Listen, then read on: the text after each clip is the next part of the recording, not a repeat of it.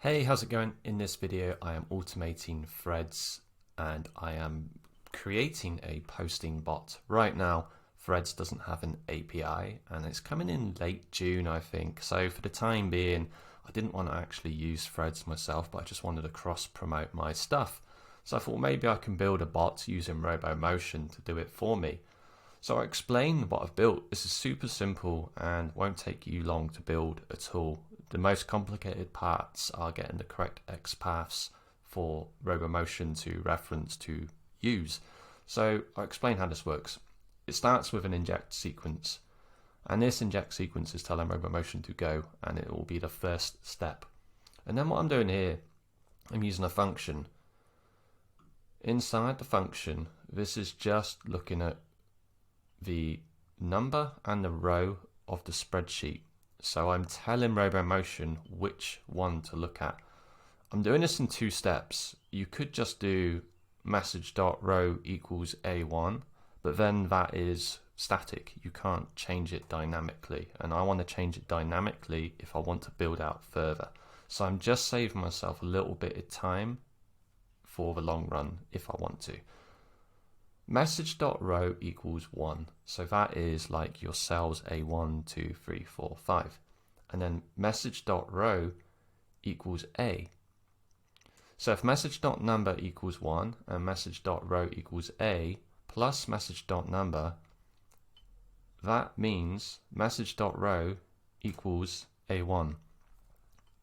Later on down the line, I could create a loop, and this loop could go round down through a spreadsheet, and then I can change that loop so every time it goes through the new loop it will be +1, so it'll be A2, A3, A4.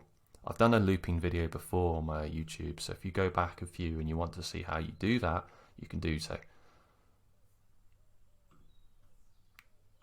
Here I'm opening the spreadsheet.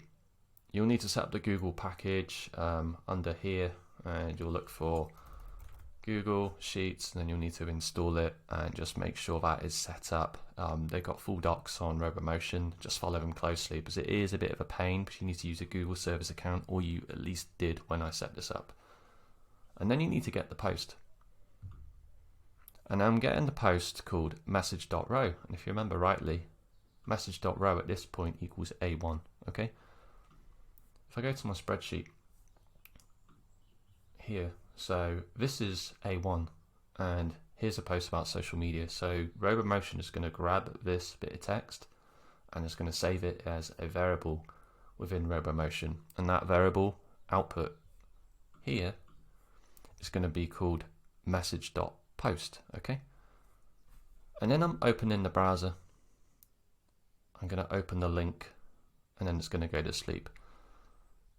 This one is super simple. You just need to open browser, and it's going to be Chrome. You can choose whatever you want, I suppose. I don't know if this will work in headless. It might do. Headless means that it won't load Chrome at all. You'll just see it pop up in the bottom, but you won't actually get the browser. It will just run in the background. But to be honest, if it loads in the background for me, fully maximize Chrome, it doesn't make any difference. One tip I like to do is use data directory. And the data directory looks a little bit like this. So here's my docs, and I've got RoboMotion folder. Inside that folder I've got threads, and you can see there's a load of waffle in here which makes no sense to most people, and that load of waffle is the cookies saved for threads. And what you do, you create your folder and then you right click it. On Windows you would probably right click as well, and then when I press Alt I can copy the path name, and that path name you paste into data directory here. And what this does is every time you open your browser and you open link, it's going to ask you to log into threads, and you log in manually via RoboMotion, and then it's going to save all of your credentials into that folder. This is great if you just work on your desktop. It won't be so good if you work on a virtual machine, or if multiple people have access to this. You would have to use a vault like this. Oops, I can't even spell vault. So like this, so you'd have to set up your vault up in here, and then you would set your item keys and then your login, your password, and all of that stuff. And then RoboMotion will just paste in those instead. but I like to shortcut just because it's me using it. RoboMotion then goes to sleep. Remember, robots are robots, they look like robots, so you want to look like a human and as randomized as possible. So you can randomize here like this, so random 1 to 3 seconds, which makes all the difference. So every time you load this up, it will always be a different timing. It might be 1 second, 1.2, maybe 2 seconds, maybe 3. The next time it will go back to 1. RoboMotion is very clever and it will do this at complete random for you. Then I'm waiting for an element to appear, and I'm waiting for this here. So a div, and the role is a button and contains starter thread. If I go to threads, let me just discard this post, it's waiting for this here. If I refresh the page, you'll see different elements appear first. So the actual posts take a couple of seconds to load. They do for me anyway.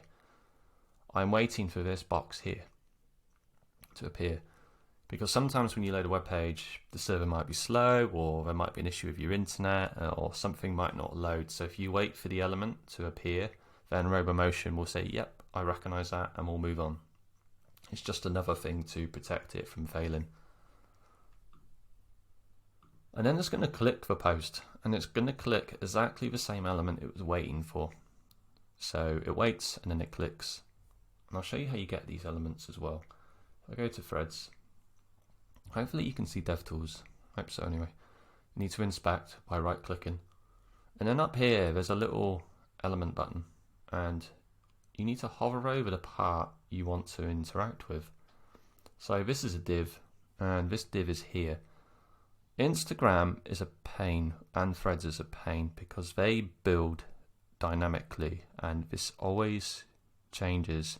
I'm not a programmer, I just know enough to get by, but these elements here, you can see this isn't your standard HTML, so you need to be slightly clever with the XPaths you use. You could just right click and then go to copy and grab a full XPath like this, but then if they change their design, it will look different. So if I just do new note and paste in, that's not working, it's no good. Let me try again.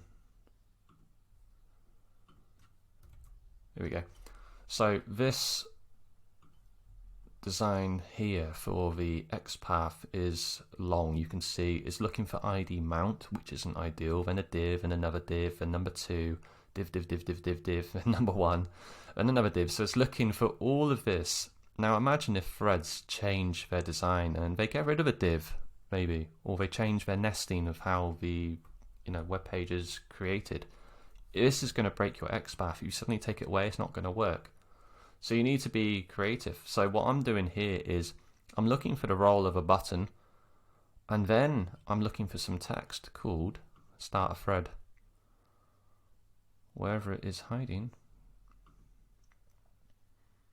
Oh, sorry, no, I'm waiting for this part here. Just staring at code too much. Fries your brain. Here, so I'm waiting for this. So I'm looking for role of a button, and then the text will say start a thread. If threads change this to called start a post, it's going to break, but there's less chance of them changing this compared with the actual design of the web page. Hopefully that made sense. I know it was a bit waffly. So it's going to click that element and then it's going to go to sleep. So it's going to go to sleep again for random between 1 to 2 seconds, which is great. And then I'm going to click that element again.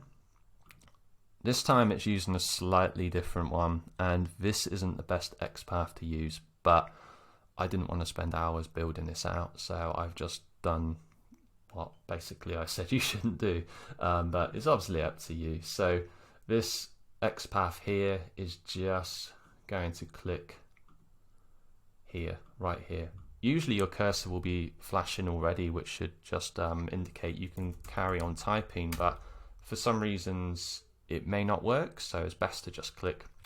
You can try taking it away and see if it still works.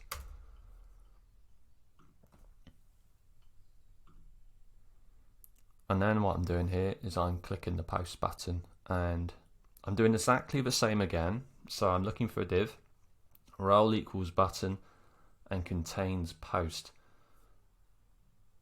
The tricky bit is here, if you look at this design,